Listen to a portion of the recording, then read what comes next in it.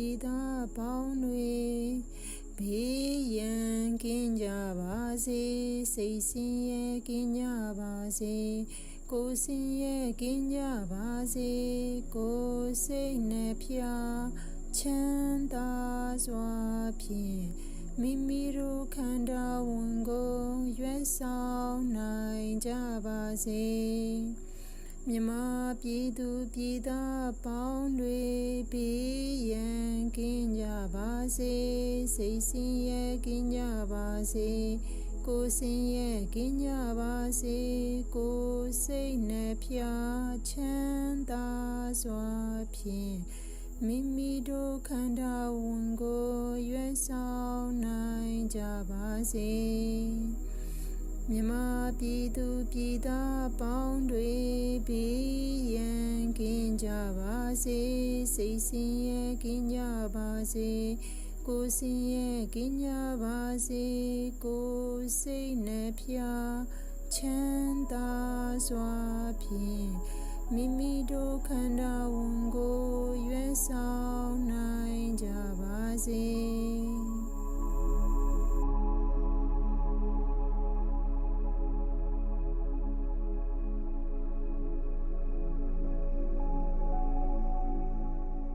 Whether one is listening to this in Myanmar or from outside the country, we know it is a very difficult time for those of us who hold the Golden Land and its people in our hearts. In trying times like these, we can all use a bit more care and compassion in our lives. So on behalf of the team here at Insight Myanmar, I would like to say, in the traditional way that Metta is offered, may you be free from physical discomfort. May you be free from mental discomfort. May you not meet dangers or enemies, and may you live a peaceful and happy life. And may all beings be free and come out of suffering. And with that, let's move to the show.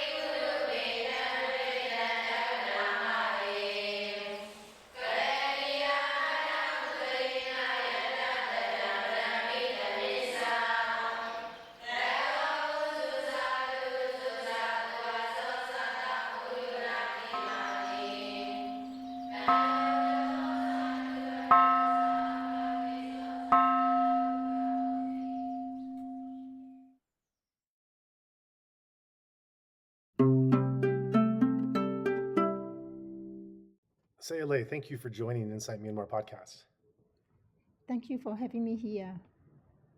So we are just calling you by your honorific Sayalay. And for those who don't know Burmese language, Sayalay means nun. And we're not calling you your full name out of safety and security. And we're welcoming you to this program to talk about how the Sagaing Hills have been impacted. The Sagaing Hills are a place famous and beautiful, actually the place dearest to my heart in Myanmar, where there are so many nuns. There's a long history of intensive meditation and Vipassana practice. There are monasteries throughout these hills, and the devastation has been pretty extreme by the earthquake. And I have been very eager, and I know that other those people who have also felt that deep spiritual heart connection to the Sagaing Hills have also been left wondering about their fate. And so Sayalay, thank you so much for being able to come on this program and update all of us about what you're learning and your friends are learning about what has been happening there this last week. Yes. My friend told me it is like the crumble of the world because everywhere is destruction. So it's so massive that all of them can help themselves, and they just have to wait for the help from the outside. So for the time being, yes, there are some help they received, but it cannot cover all the areas because the destruction was so extensive. And the thing is, as you know, Sagaing Hill is connected with the town by the bridge, and this Sagaing bridge was collapsed. And we have two Sagaing bridge that can cross over to Sagaing Hill.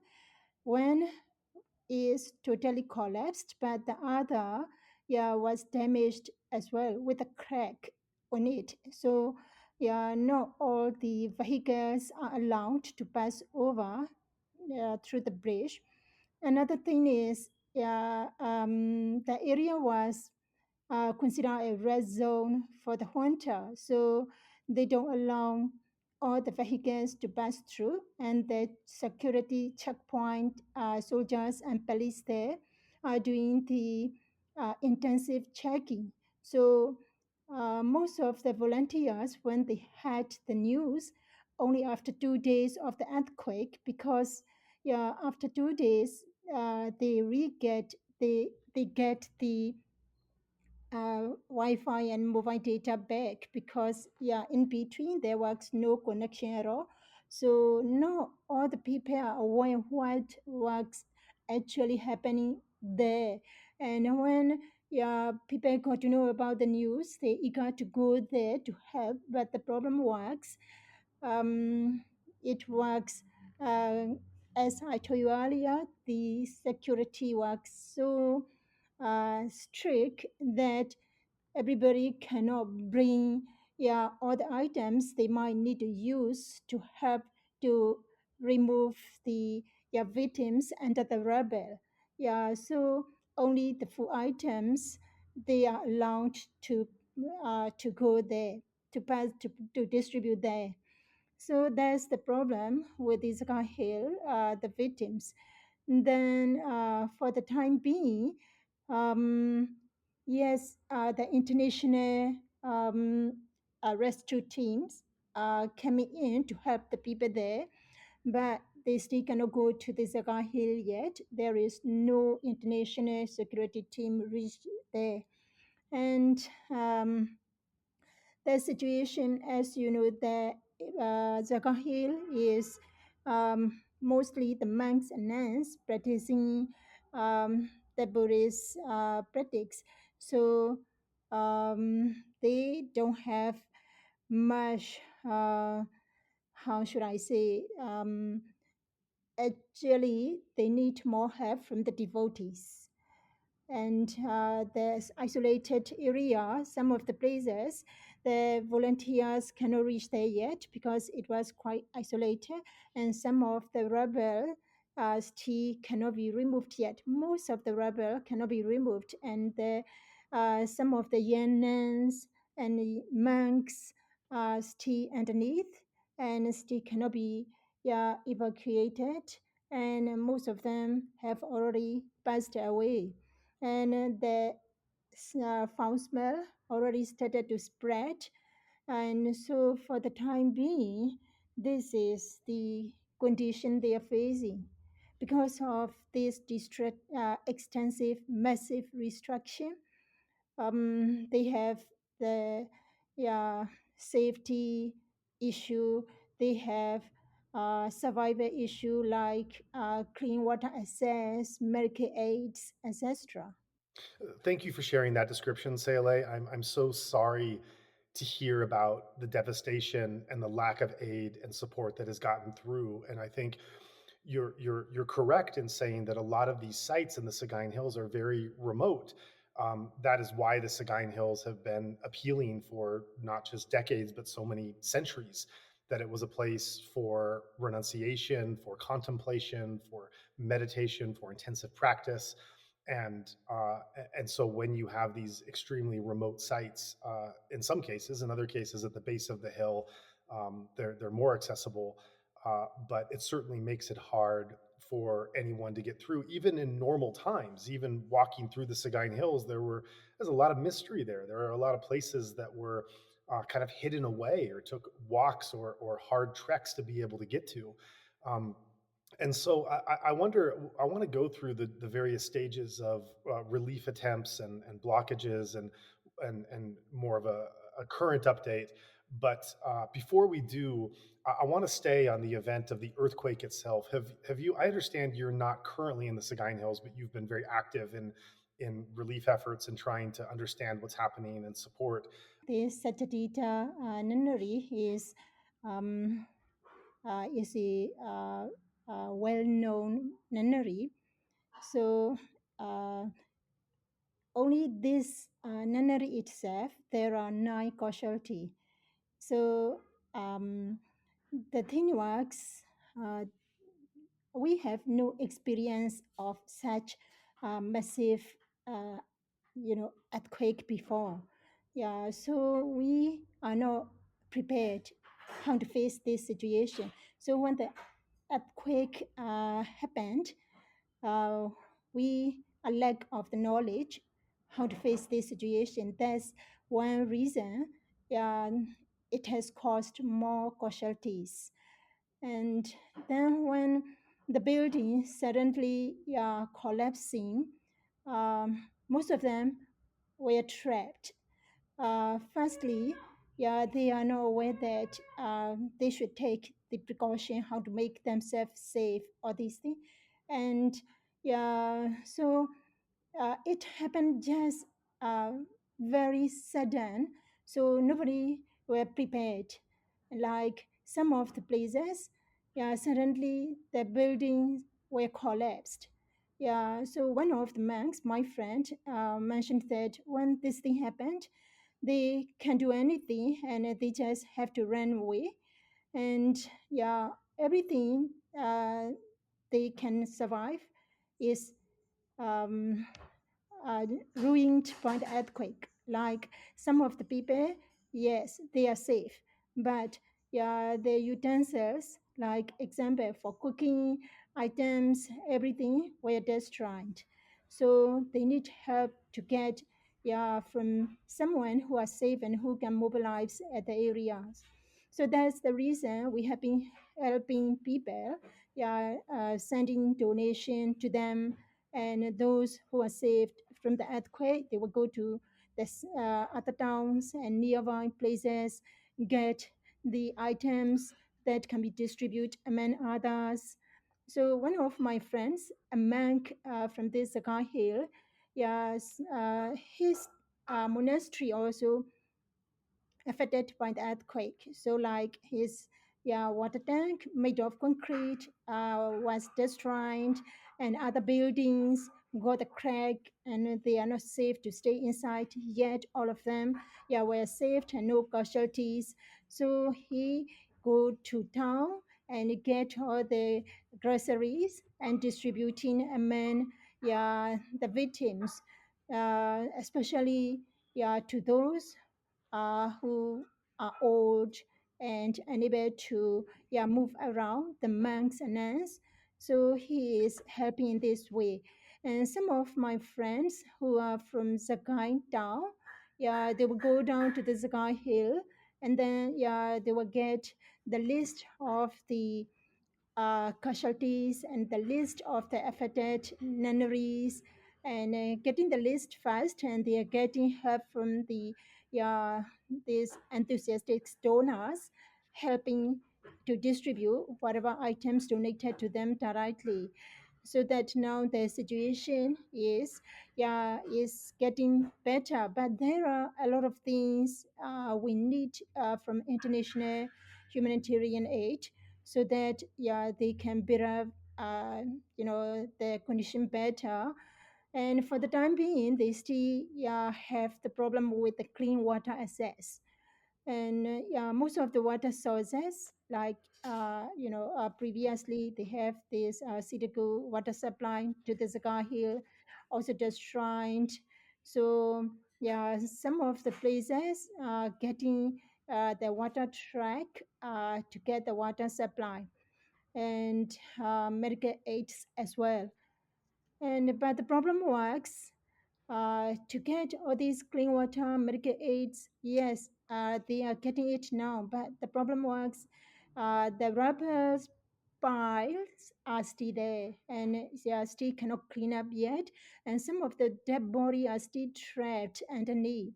So yeah, it has been causing, it is really a health hazard if they cannot remove all these in time, because yeah, the bodies started to rotten up and the smell spreading around and no clean water access, and the nuns and monks, yeah, are staying in the open space.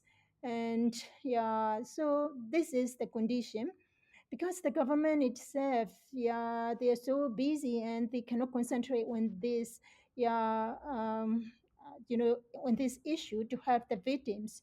So they cannot get a proper help from the government.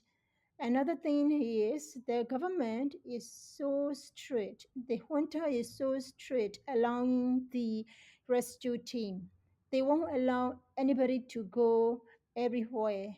So, example, my friends, when they want to, yeah, go to, yeah, Zagai to help the victims there, they cannot bring whatever items they want to bring along.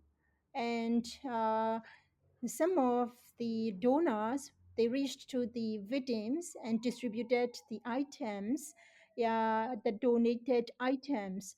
But suddenly, yeah, some of the police and Pusoti is the affiliated organization of the junta. So they all came up and asked them, what are they doing? Then ask for the permission. If they are just distributing the items themselves, they will grab and they won't let them do this donation. That's the condition in Myanmar. So yeah, we need to be very careful in helping the people to reach to the victims, yeah, as yeah necessary and as donated by the these generous donors. So these are the areas we need to think about when we are doing this, yeah, charity work to the victims. So it depends on where you are going. Uh-huh. Example, if you are going to Mingun is a place like Sagai, which has, yeah, a lot of monks and nuns practicing and contemplating and renouncing there. Yet there are, the opposite, yeah, PDFs organization. So they are fighting there. The people wanted to have the victims there, yet they can't go there at all. So Mingun is still inaccessible. Yes, the inaccessible. And that's because of and it's inaccessible because it's an active conflict zone between PDF and soldiers. Yes, I must say so, because they are still fighting there and nobody dared to go there. So I want to go back to those first couple days in the Sagaing Hills after the earthquake, because you mentioned that they could not use their cell phones because there was no connectivity, and because of the bridge going out and the soldier blockades and the roads being damaged, no one could get in. So those, I believe I read a report that something like 90% of the monasteries and nunneries, about 2,000, had been destroyed. So those first couple days, they must have been hellish. I mean, they must have been so so terrible for for those that survived or was trying to survive. Just devastation everywhere, and very little support, very little place you could go for medical, for food, for shelter. Yeah, when this earthquake happened, most of the people were in shock. So yeah, they were um, is the condition is really, yeah, very messy, and each another cannot have much, because yeah, the concrete rubbers are so big, or these. So they those who survived, yeah, they have the victims, and yeah, those who have these casualties at their own nunneries. They were helping the outsiders to come and help, yeah, to remove the rubbers and yeah, remove the help the victims to remove from the rubber. And the thing is, some of the places they can just sit and wait and see, yeah, what is happening, because they themselves cannot help, and they cannot get, yeah, from the outside help that period of time during the first and second day of the earthquake. I just can't imagine how difficult that must be. And it's recalling memories of Nargis. There are memories of Nargis where entire villages were washed away, where only a few people had managed to survive and they were just walking. There's just this, after Cyclone Nargis had come, there's just this land of dead bodies, bloated bodies, and just a few survivors from a few different towns kind of walking through these villages trying to survive. There are these stories that have come from Nargis. And what you're painting in the Sagaing Hills, it reminds me of those nightmarish stories of entire monasteries and nunneries, one after the other, that all collapsed, instantly killing or slowly killing or trapping so many people, that so many monks and nuns and novices, especially, that couldn't get out, and as they were dying, the smells and the disease starting to spread, and the survivors having to crawl through this rubble and have very little support for the food and medicine and shelter and everything else. I just it is so painful for me to hear about this condition in a place, a geographical place in Myanmar that has meant so much for me. It is it is just very painful to hear this characterization and description of those first couple days, and continuing to today as well. Mhm. Yeah, yes, that's why, yeah, we really feel very grateful to those who want to help us. And for the time being, we cannot rely on the junta at all, and we just, yeah, need to get, we hope we get the support from the international, yeah, donors, so that we can be able to build up slowly to the normal condition. So yeah, there are a lot of things we need to take action, like, yeah, getting, yeah, the clean water, and getting the housing camps, all these. Actually, for the time being, yeah, there are a lot of places where people cannot stay inside their houses, although their houses were not collapsed yet, because, yeah, the structure inside, yeah, is already very dangerous for them to stay in. So they have to sleep outside and stay outside. And how long can they do so? That's the main problem. The government should take action, and they should, the government should provide the housing camp, yeah, for them to stay safe, and yeah, providing the clean water for them, and providing medical aids, all these. And I can understand the situation inside Myanmar, because this is, yeah, very extensive affected earthquake, and so the government cannot cope. And yet, yeah, there are things they can take on, like, yeah, they should stop, yeah, bombing the places affected at the affected area. They should stop, yeah, fighting each other.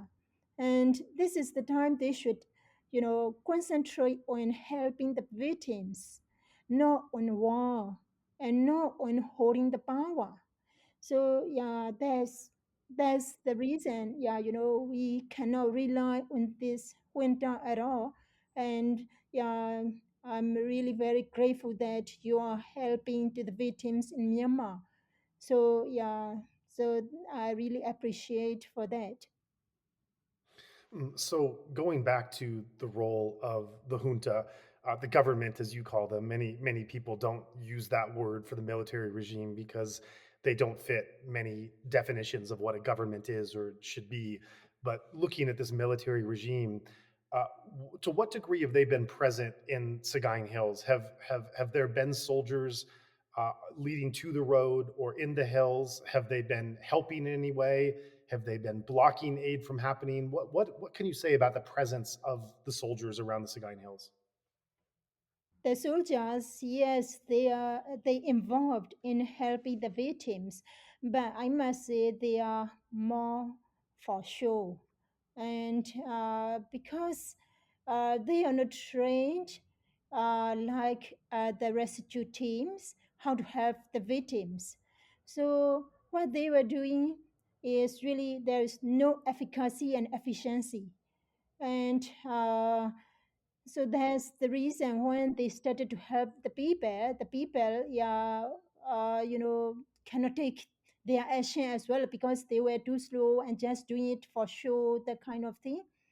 And actually, yeah, the army itself, I am not very sure about it because I don't read all the news about this all these fighting because I want to emphasize more on the positive construction. So I neglected all these news. But what I understand, they also have some limitation. So for the time being, even when the soldiers come out to help the people, people, their perception on them is very different from, about 10 years or 20 years ago.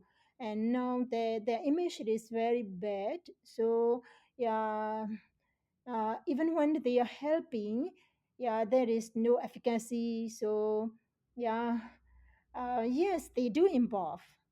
But I must say what they are doing is compared to our youth volunteers, is nothing because like Myanmar youth volunteers, they also have no proper training for rescue. Like other rescue teams from international countries, they are trained by experiences.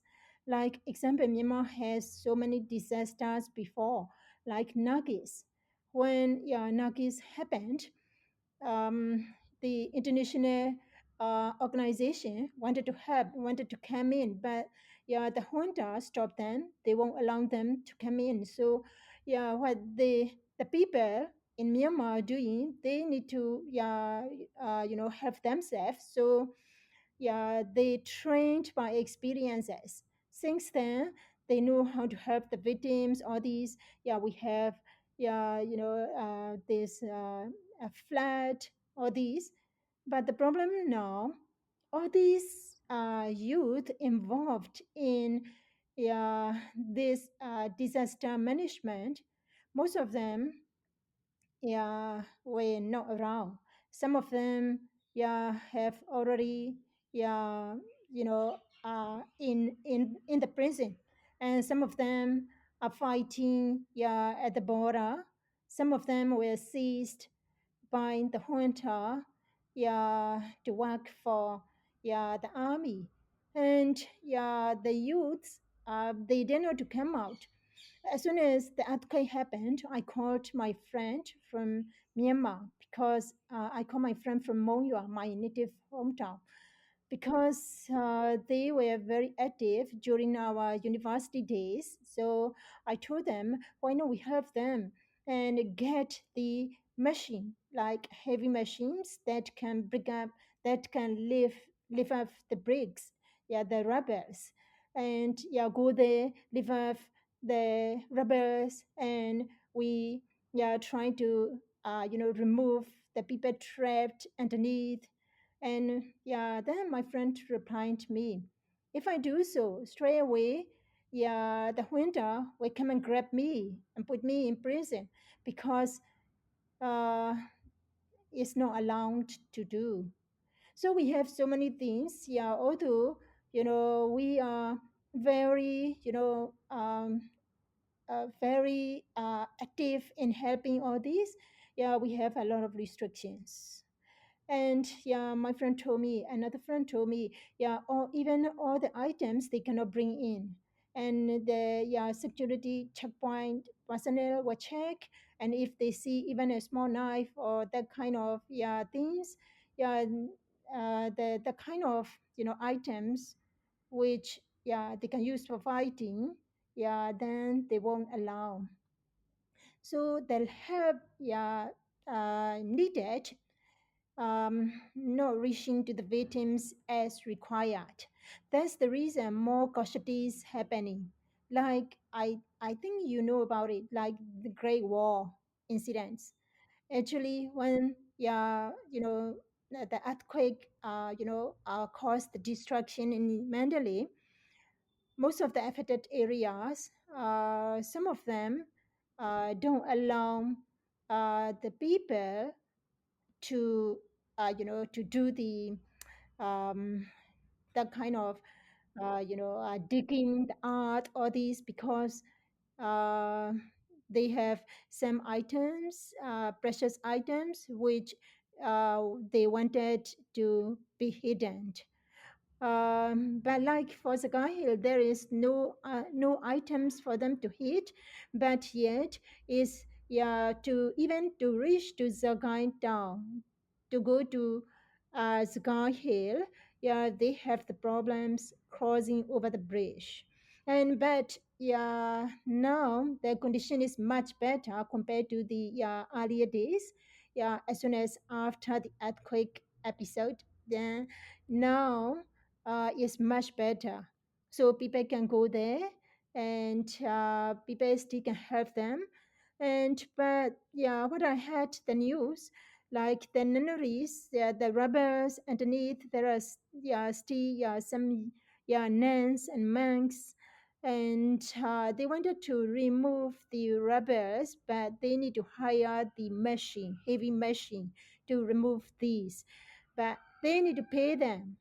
And the problem is they do not have enough money to pay them, yeah, to use their heavy machine.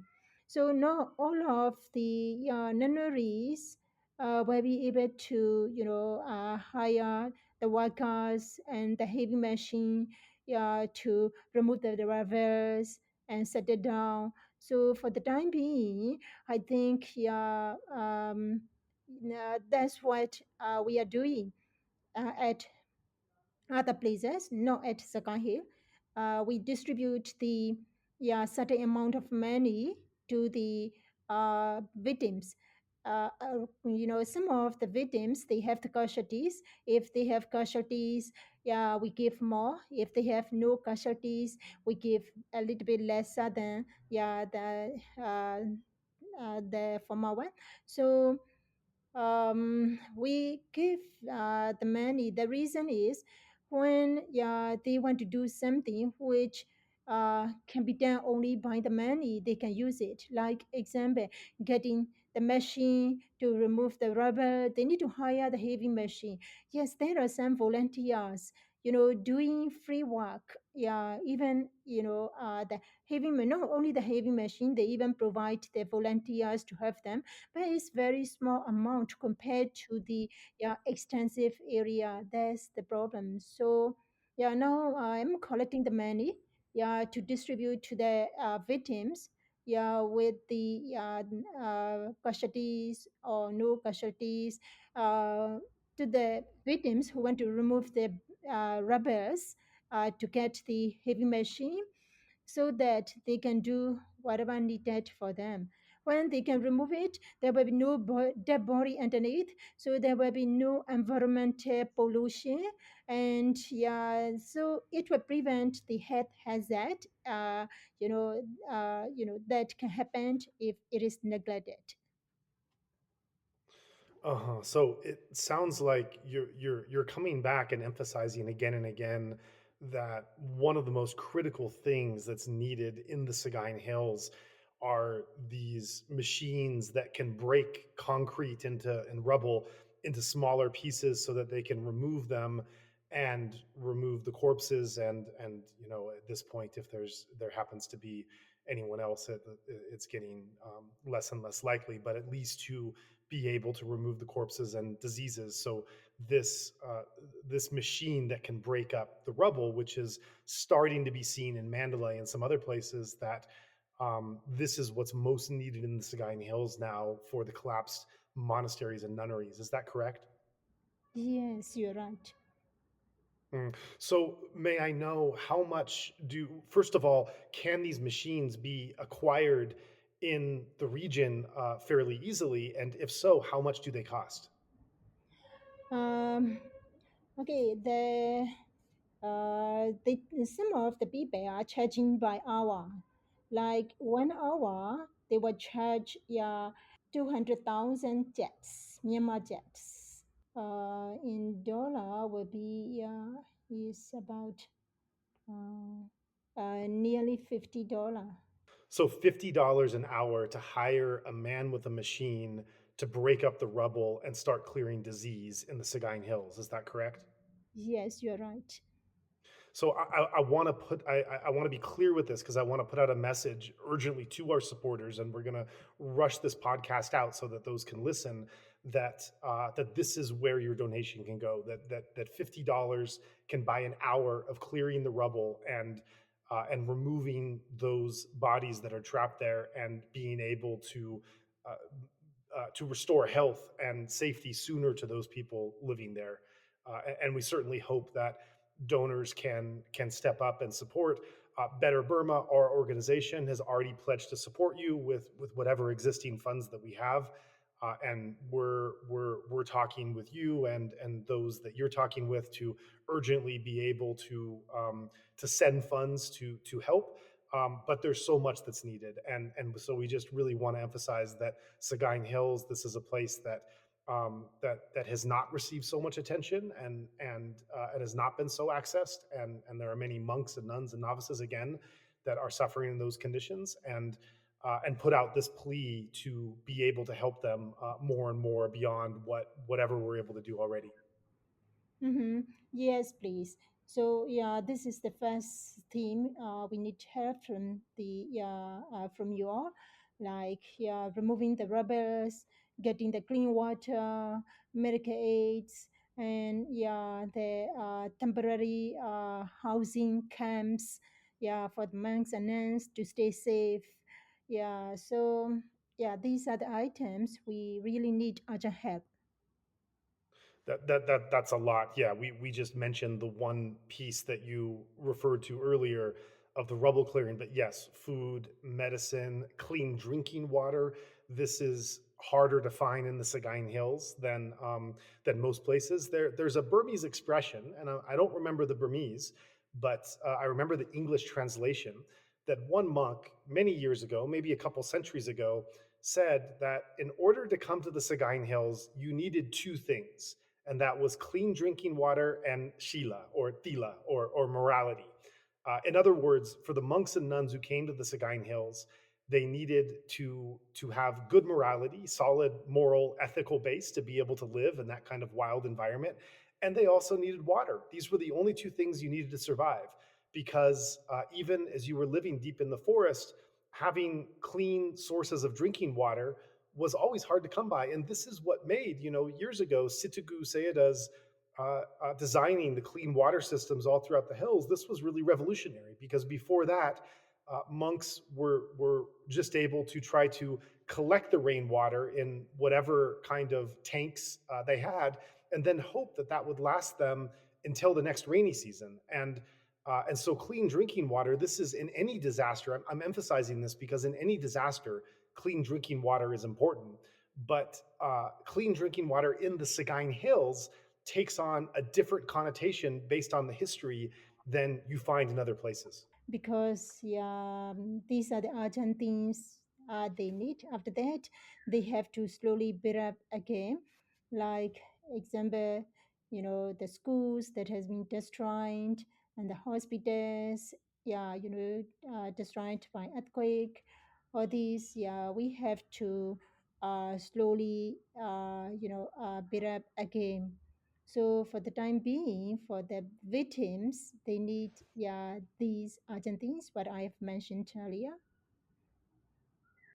Right, and it's painful to imagine the building up process of the amount of work and funds that will take in a country that has already suffered so much, and there's so little resources to go around as it is.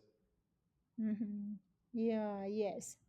So I must say that this time we were lucky, although, yeah, this is really very heartbroken situation. Okay. So, yeah, this time we are lucky because the government allowed the international humanitarian organizations to come in so that we can help. Yeah, we can get help from them. We can get help from, yeah, like generous, kind, yeah, help us from across the world. But they're not allowed in the Sagaing Hills, from what you said. It's not about allowing to the Sagaing Hill. They allow the organizations to come in now. And during the first and second days of the earthquake, there were no international organizations coming in yet, and only the Myanmar citizens are helping themselves. So when they want to go there, yes, there are restrictions. Yeah, they were, the checkpoint personnel at the Sagai bridge, they will check all the items, whatever you are going to bring there. So yeah, that kind of very strict checking, and if they feel this person is not, suitable to go, then they will stop you. You cannot go. Yeah, we have that kind of issue, and it doesn't mean they totally stop help going there. And I'm not saying so because, yeah, they still allow Sam to go there. The thing, they will do more checking on the items because, yeah, at the area they also consider a lot of PDF staying there, so they don't want the, yeah, all these help to go to the PDF. So yeah, that's the reason. So, in other words, there were Burmese that were coming to the Sagaing Hills to provide urgent resources for survival of those monks and nuns that were trying to survive from the earthquake, and some of the soldiers did not allow these relief goods to go in some cases because they were afraid that this food, medicine, shelter was going towards PDFs and not going to save the monks and nuns. Yes, um, most likely so. This is just my assumption, okay? Because, yeah, we don't have the open discussion. Why you don't allow me to go there? That kind of thing. Nobody dared to say so. Nobody dared to ask them so. Okay, right. Um, Now, another thing I want to mention is the trauma part of it, the mental pain and anguish being suffered. My friends who've been in the Sagaing Hills that I've spoken to since this, they reference not being able to sleep and their body still shaking. Children that are afraid to go inside any structure whatsoever. What are you hearing about the trauma that those survivors are facing in the Sagaing Hills? Um, I think, yeah, the thing is the same. Like, yeah, some of the young nuns, yeah, one of the young nuns said she doesn't live in the building at all. Yeah, she just want to live in the open space now because she's very scared. She doesn't want any building anymore. The kind of thing they have. Yes, this is kind of post, yeah, the post earthquake trauma.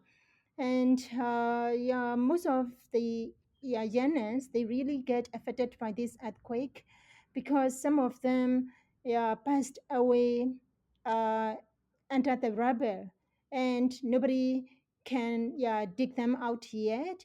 And they get the dreams like, yeah, the the person, their friend underneath the rubbers give them the dream. Yeah, she wanted to come out, she cannot come out, that kind of thing. So yeah, they're having a lot of trauma. I can understand because, it's very sudden. Everything happened very sudden. Suddenly, yeah, we were talking happily. Then, yeah, the next minute you were gone. So yeah, it's very hard for them to get adaptation to the current situation. And yeah, so they have a lot of phobia even to stay inside the building. And not only the phobia, the building themselves, yeah, it's not safe for them to stay now. And they need to, destroy the building and build the new camp over there. Yeah, so yeah, to do so, first of all, they need to get the machine to remove the rebels away. Then, after that, after removing all these, yeah, they can, get the housing camp, yeah, for the temporary housing camp. Yeah, so this kind of thing, we need to help them, yeah, to overcome their mental trauma. I hear that's a really traumatic thing to have to live through and deal with. And you mentioned that some of the young nuns have had dreams, or I might use the word nightmares, the way you described. They've had nightmares of their friends, their dead friends, the other young nuns that were crushed and killed. That they're calling out to them. I mean, that's terrifying. That's so difficult to hear. It makes me think also of, again, going back to Nargis and then also the tsunami in Japan, that there were a lot of stories of people encountering ghosts in those places. To whatever degree one wants to believe in that, there were, there's a belief that ghosts occur when a death is very sudden and the being doesn't realize that their life is lost and they're floating. That's one belief in the supernatural. And certainly after Nargis and after the tsunami in Japan, there were a lot of stories coming out about people encountering ghosts who had not realized that they had died. Yes, for Sagaing Hill, yeah, there's, you know, um, the the story I mentioned just now. Yeah, the Yanans, yeah, they didn't know to stay in the buildings. They are having dreams. Yeah, and not only that, yeah, it's not in Sagaing Hill. Yeah, it happened somewhere in Mandalay, and this person was trapped in the rubbers, and nobody can, remove the dead body. Actually, he has been already passed away.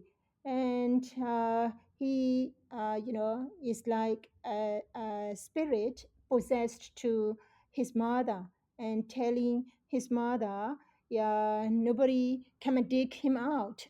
And yeah, there are so many people with him. And then yeah, his mother was so sad, and his mother told the rescue team, yeah, to help to dig out his son. And his son said, there are so many people with him, they are still alive. And when yeah, she told the rescue team, yeah, nobody can take action because they also already overwhelmed with a lot of things. So this is the very heartbroken situation we are having now. Oh my God, I don't even know what to say.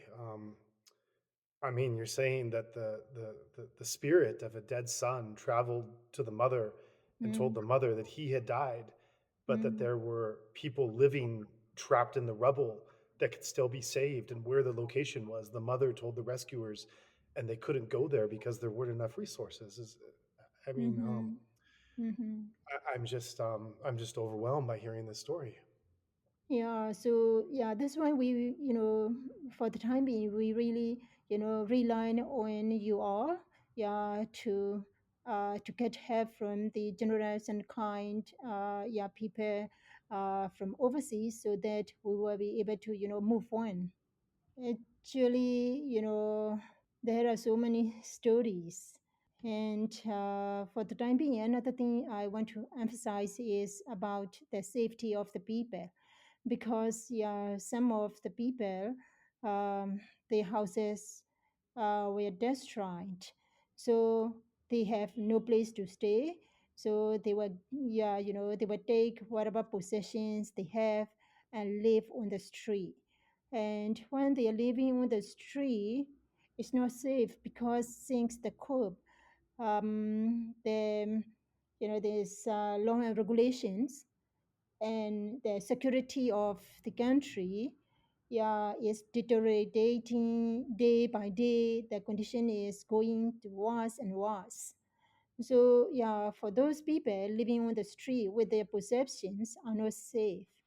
Yeah, they have to worry for theft and robbery.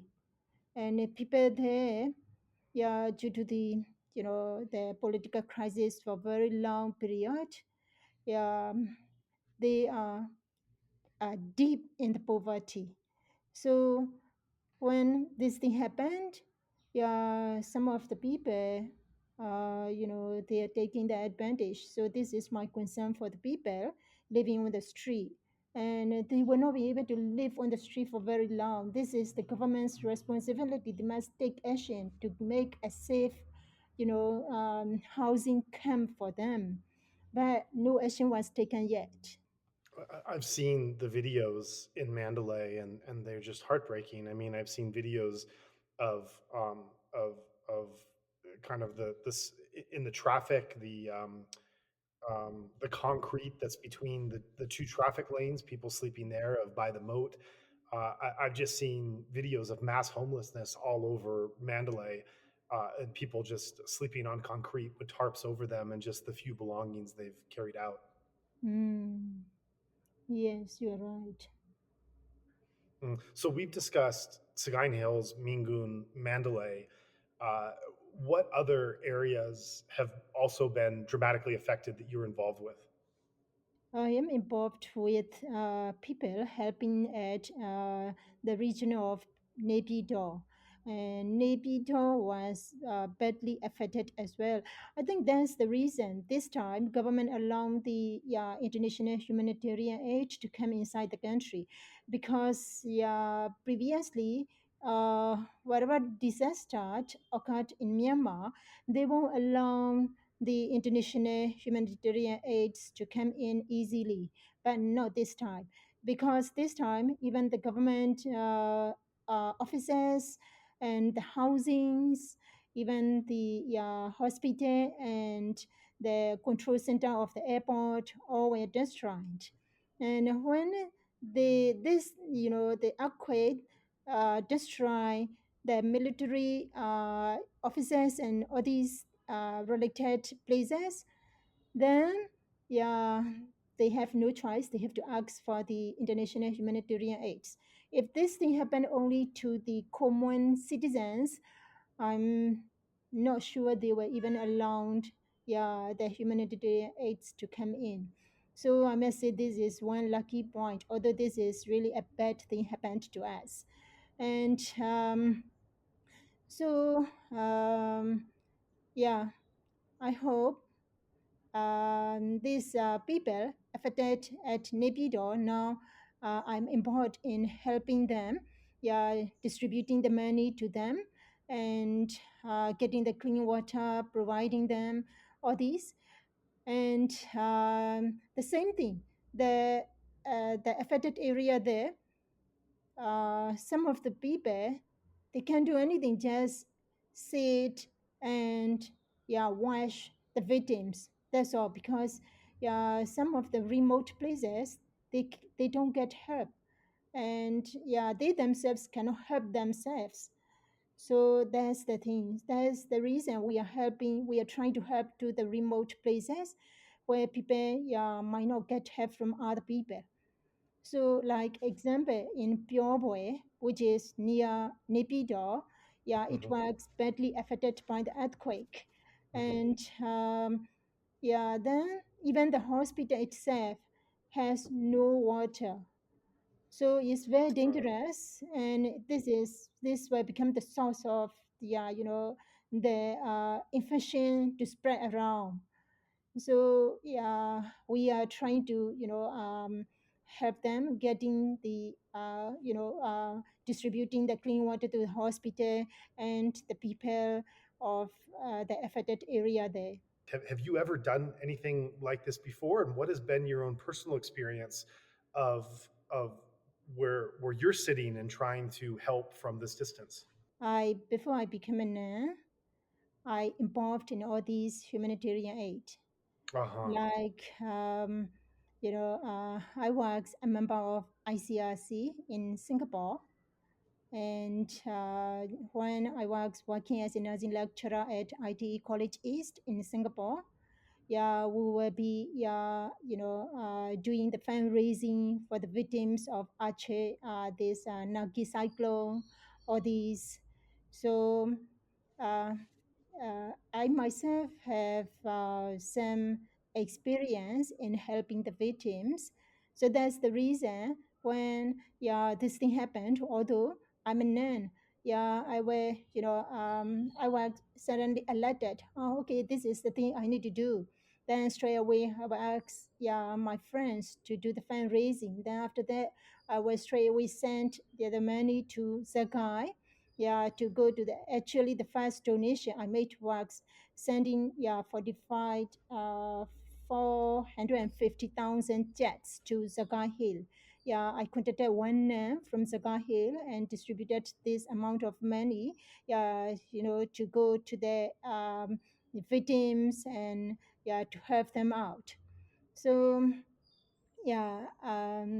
one thing good is I have I work in before I work in I have this project management, and I have these fundraising experiences and involving in this ICRC activities. So that's the reason when this kind of natural disaster strike at my own country, then I will straight away alerted and I will start doing all these whatever I think necessary for me to do. That's wonderful to hear your background. It's wonderful to hear these other projects that you've been involved in before this, and you're now finding yourself at the center of providing this urgent relief. Are you affiliated with any group or organization in carrying this out, or are you simply a volunteer that's trying to do what you can for your country from a distance? Actually, I have already formed an organization in 2022 and 2022 to 23, and we name it Metta Stream Foundation. And actually all of us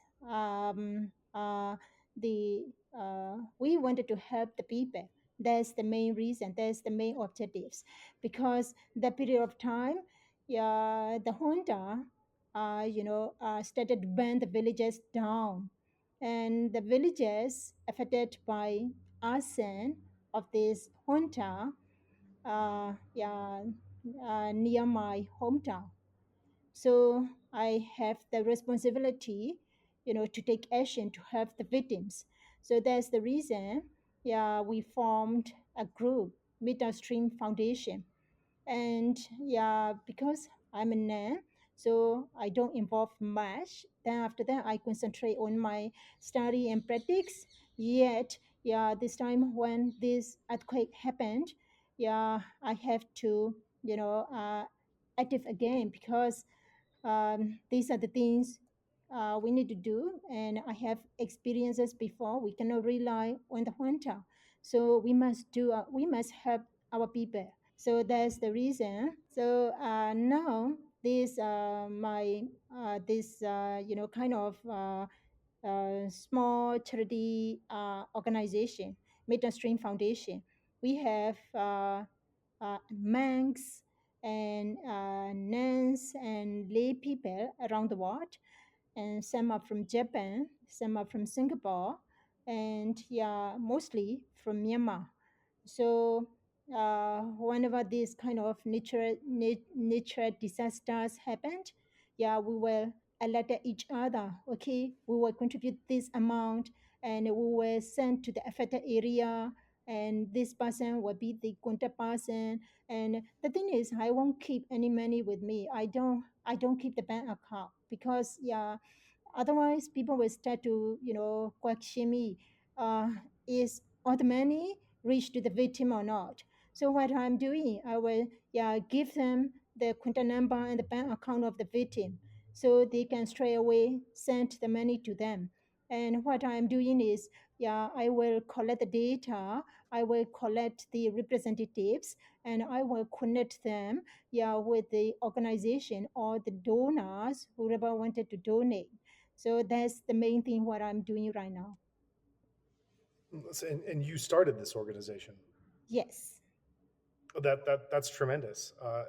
It's so wonderful to learn this background from you and to hear how your sense of service and we could say engaged Buddhism, how this is coming into contact with your own spirituality and your own inner practice with the outer service that you're doing. And that I wonder if you might share also uh, when did you ordain Sayalay to become a nun, and if you might share your reasons for wanting to be a nun?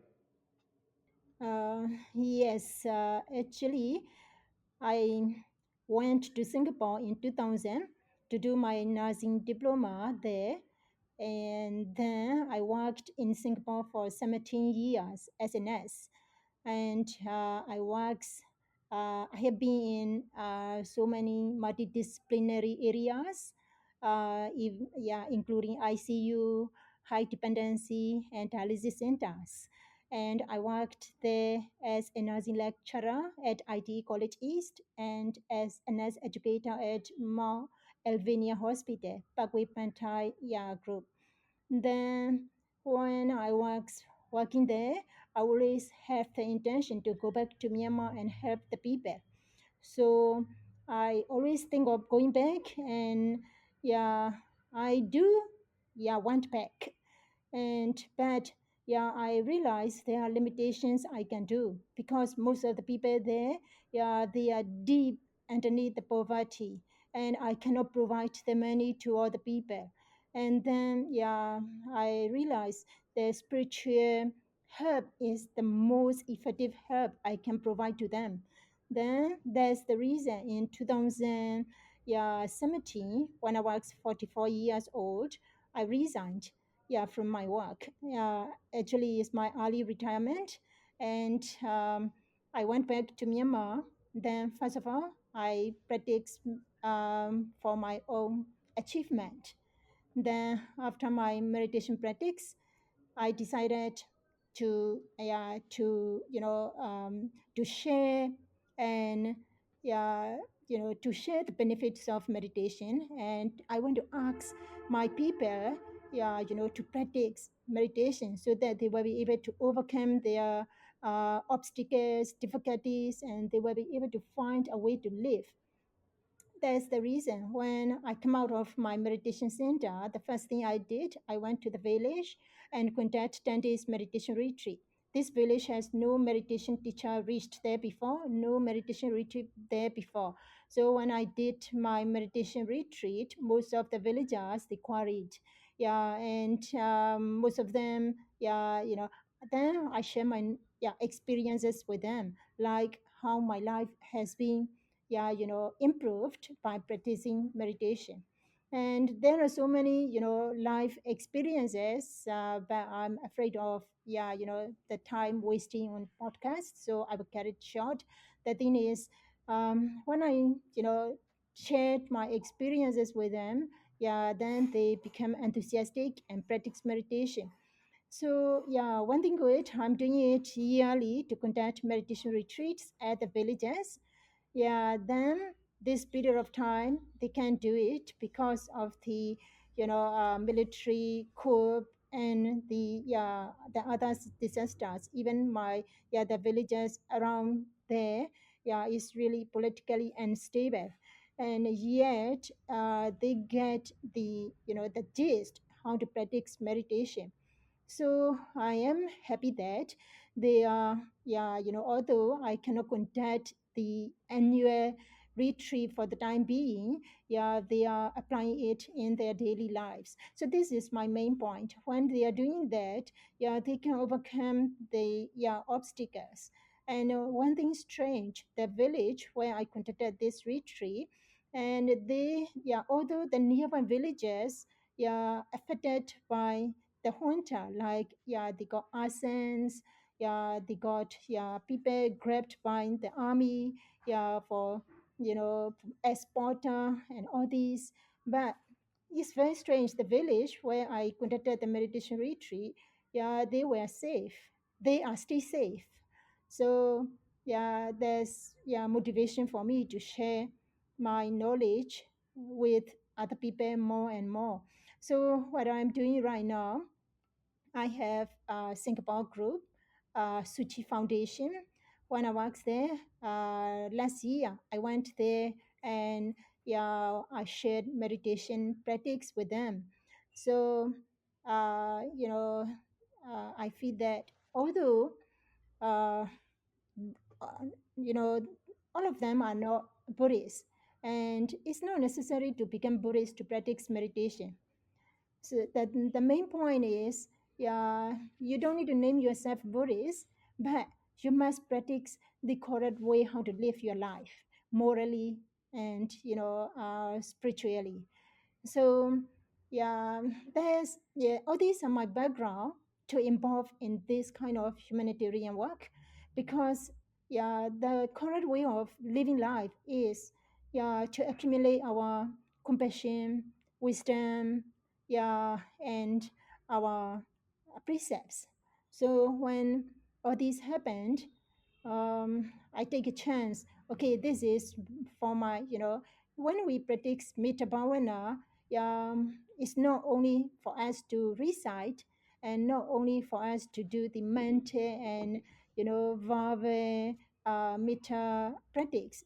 We need to do it, physically. So I take it that this is the good chance for all of us to apply our mettā bhavana physically. So this is sort of when we are doing in the Buddhist literature, when we are doing something, like example, we are doing donation, and at a normal situation, we donate something, with the expectation, like, when I donate this, I will get this benefits, that benefits, that kind of thing. We still have some, sort of expectations. Yet when you are doing donation at this kind of crisis, you don't expect anything. You are just doing it out of your kindness. And it's very pure donation. This is called, parami. You are doing the kind of parami donation. So this will give, although you are not expecting anything, this will give you the benefits throughout your life. Even if you believe in the next life, you will get it even in your next lives, until you get nibbana. So I always encourage my this Metta Stream Foundation members. We are doing donation, which is paramata, that kind of parami donation, not just donation expecting something from somewhere. We are doing this out of our compassion. So this is from bad things. When we take the good thing, we are fortunate to do such kind of parami. It's very rare for us to get. If there is no disaster, if there is no one in trouble or in sufferings, we won't be able to do that. So I take it that this is very good chance for us to do donation. That's beautiful. Thank you so much for sharing all of that. I enjoyed hearing that so much. I'm wondering, what meditation technique do you practice and do you teach? You reference teaching a meditation on these intensive courses in this village that had never learned it before. What lineage is your meditation practice?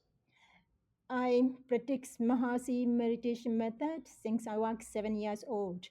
Mahasi Siaroji came to my hometown when I was 7 years old and got a Oh, chance to listen his Dhamma talk and meditation practice. Since then, I wow. practice Vipassana Bhavana, Mahasi method.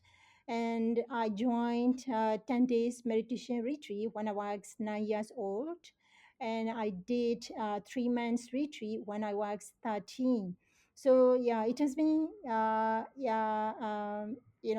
annual 10 days retreat and occasional 3 months retreats throughout my life, and I just practice this Mahasi Vipassana meditation. The reason is because, yeah, when I practice this, yeah, I it's very interesting. It's like reading an, yeah, very attractive book that you don't want to keep it aside. You want to, yeah, keep on reading and reading and reading. That kind of, experience I can get from Mahasi Vipassana practice. That's the reason when I ask my people, yeah, when I shared my Dhamma, I encourage them to practice Mahasi meditation method.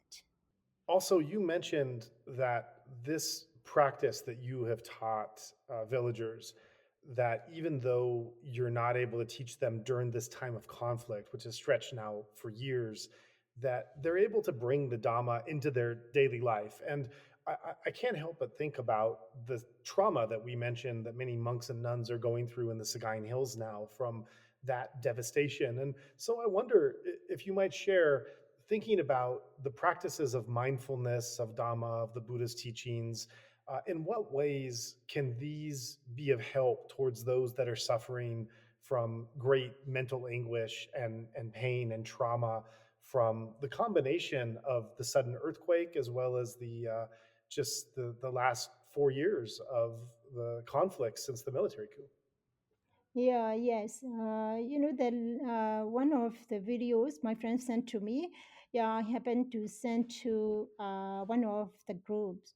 You were you are inside the group, and in that video, yeah, my friend talked to one of the nun who is 81 years old, and when she talked to her, yes, yeah, around her is massive destruction. Yet, she looks quite cheerful. She still can smile and talk to my friend, and it's quite wonderful because, when you look at the videos, some of the videos, the young nuns, yeah, yes, they were traumatized, yet they are not kind of restless. They don't feel the kind of thing. The thing is, yeah, when you are practicing meditation, when you apply it in your daily life, you are aware of what is happening. And one thing is, you will get yoniso manasikara from your practice and from your contemplation. And this yoniso manasikara is one thing that helped the Buddhists to, to face this kind of massive destruction with equanimity, because, yeah, this yoniso manasikara is the Pali word that can be translated as wise reflection. When you have the wise reflection, yoniso manasikara, whatever happening now, yeah, is not rootless. It has the root. Yeah, it is. Yeah, it may be you might have done something wrong in your past life. Then when you have this kind of, yeah, mindset, whatever, yeah, happened to you, you won't feel restless. You will, yeah, you will be able to take it, because, yeah, this thing happened, uh, uh, based on our past karma, past action. And, yeah, we have yoniso manasikara that if we do good it now, we will be able to overcome it. So that's the reason, even when people are in, this kind of situation, some of the, yeah, Buddhists, not only so-called Buddhists, there are, even when, yeah, some of the Myanmar, they name themselves as Buddhists, they are not Buddhists. They are just naming themselves as Buddhists. That's why this Junta is doing all these nasty things, because they are not the real Buddhists. And when you are a real Buddhist, you have the mindset that if you do good, yeah, it's not only for this life, yeah, it will give you the good benefits throughout your samsara. So you were trying to be doing good deeds, and, yeah, you were trying to avoid all the bad deeds. So is, yeah, when you are practicing meditation, you are aware of your mindset. And when you start to have the bad mindset, you are aware of it. And when you are aware of it, your bad mindset, your bad thinking will stop there. It will not continue. It will not take you to carry out the action. And so, yeah, it's very important for us to apply our mindfulness in our daily lives so that if you have bad mind, you will be able to eradicate it. You will be able to eradicate it, and you will be able to, yeah, have the, good, uh, good thoughts. It's so wonderful to hear you say that, and it's so wonderful that we're having this conversation as we're talking about the Sagaing Hills, because my special relationship with the Sagaing Hills, it's a place where I had some of the most profound realizations of the Dhamma, and where some of my mentors and the people that the monks that I had and nuns that I had so much respect for were there, and who taught me and who I learned from and developed spiritually, where I learned about Burmese culture and Burmese Buddhist culture, and through that, the history of the Sagaing Hills, learning everything from hearing stories of tiger attacks just 30 or 40 years ago to stories of the kings and the royal retinues that would come in the 19th century, and the stone walkways and gateways that were there, and some of the old monasteries that would have histories uh, of of tales of renunciation, of liberation, of striving, and that's where my memories fits in with my own experience in the Sky Hills. And so it's really lovely to hear you talk about uh, these Dhamma lessons, these Myanmar Dhamma lessons. And let us not forget, this podcast started as a podcast talking about liberation, talking about spirituality, really going into the dynamics of Burmese meditation practice and Buddhism and Buddhist ways of life. And so it's wonderful to revisit this topic here with you. This is on a more positive outlook and way to see, which I think is also very important that we have there and that we appreciate. I also want to address a more negative perspective of this, and that's this question of collective karma. This is a controversial topic even among Buddhists, with some Buddhists kind of dismissing this and saying this is not really according to the Buddhist teachings. Of course, the understanding karma is very complicated and complex. It's beyond most of our understanding to try to parse out. Although some have questioned the existence of this role of collective karma and collective punishment, even, you can say.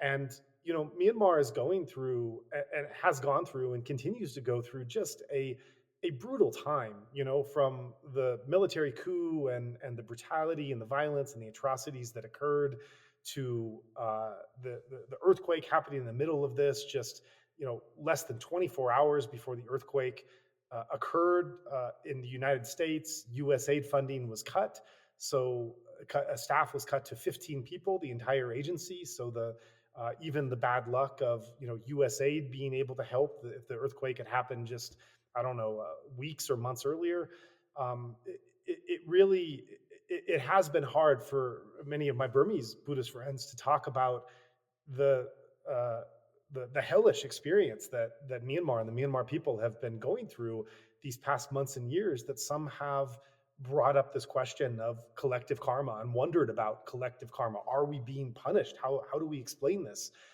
And so, speaking to a Buddhist nun who is very involved socially as well, I wonder if you can share your thoughts on the idea of collective karma, as well as how you're understanding just this amount of pain and suffering that continues to go on to Myanmar and the Myanmar people. So, yeah, actually, when we talk about karma, it's very, um, it is, it is it is not just, if we talk about it now in superficial, yeah, I may not be able to cover all. If I don't cover it properly, yeah, is the listeners will not be able to get the comprehensive understanding. So I want to explain it further in detail, maybe next time. So right now, yeah, I will. Okay, uh, let's conclude it. Um, this podcast for the time being, and we will meet again in the next episode.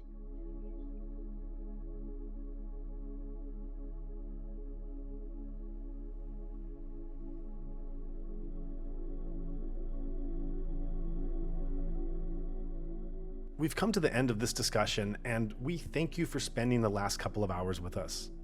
I also want to let you know that we have recorded a lot more discussions that touch on similar themes to the one that was explored today. This is because over the years, we've curated a rich archive now numbering in the hundreds of episodes freely available to all. Among these are in-depth conversations with guests who explore Buddhist teachings and meditation practices, shedding light on the profound spiritual traditions that are deeply woven into Myanmar's culture. These discussions offer insights into mindfulness, compassion, and spiritual development, timeless principles that resonate far beyond the borders of the Golden Land. However, producing and preserving this archive requires significant time and resources on our end, and we rely on listeners like you to help sustain it. If you found inspiration or guidance in today's episode, or from any of the wealth of teachings and meditative reflections maintained in our archive, we invite you to support our work.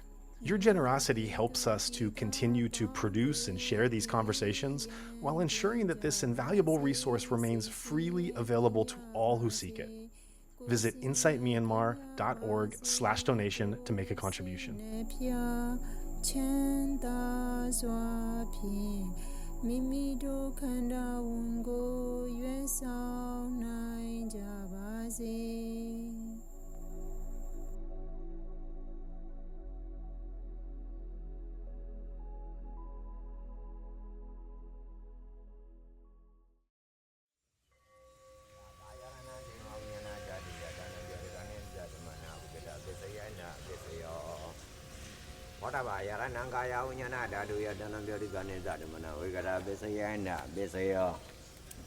Oba yarananda dayananga yaranaya dayanang boda yaranang